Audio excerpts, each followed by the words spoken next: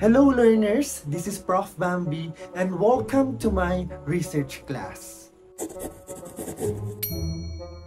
Bidyong ito ay tuturuan ko kayo kung paano sumulat ng research introduction gamit ang TIOC approach. And let's start. In TIOC approach, T stands for trends, I stands for issues, O stands for objectives, at C stands for contributions. Let's start with the first paragraph. Start it with trends. Simulan ito sa pagsusulat ng trends.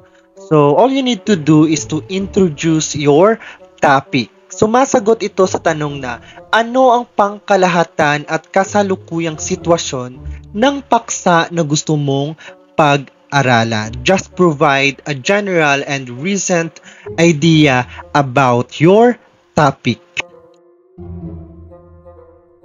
So, ito yung halimbawa ng paragraph sa trends na part. Sa halimbawa na ito, binabahagi lamang ang gamit ng ChatGPT sa pag-aaral ng mga estudyante. All you need to do is to tell something about your topic. Then, kailangan mo makuha talaga yung attention ni reader dito. And don't forget na dapat recent yung citations or references mo. You may also add statistics here. Then sa second part second paragraph, pwede din second paragraph, the issues, dito, sasagot ito sa tanong na ano-ano yung mga problema o suliranin ng iyong paksa. Paminsan-minsan sinasuggest ko rito na to add a statement na yung issue ay marerelate din sa national setting to make the issues more vital. Then after that, add a gap. Ano pa ba yung hindi na pag-aaralan o ano pa ba yung dapat pang pag-aralan? You need to state that better at the end of the paragraph. Next time gagawa ako ng video about research gaps. And this is an example of a paragraph full of issues. So, issue number 1, issue number 2, issue number 3, issue number 4. And since na-introduce mo na ang mga issues, don't forget to add a gap. Mas better kapag nasa baba siya ng part ng mga issues. Then, we have the objectives. Sumasagot ito sa mga tanong na, ano-ano ang mga layunin ng iyong pananaliksik? Ano-ano ang intensyon ng pag-aaral na ito?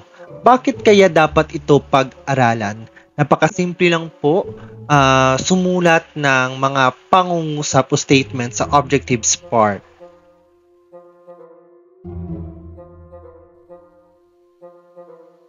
So, ito yung halimbawa ng talata sa objectives part. This is the first objective, second objective, and third objective. State your objectives. Remember na to state your objectives without numerical figures. Yung objectives niyo should follow your research problems, of course. Then we have the contribution. Sumasagot ito sa mga tanong na, ano-ano ang magiging contribution ng iyong pananaliksik? Pagkatapos ng iyong pananaliksik, sino-sino ang mga makakabenepisyo nito? At ano-ano ang magiging benepisyo nito sa iba't ibang larangan? So kapag masagot mo ang mga tanong na ito, then mayroon ka ng paragraph in contributions part.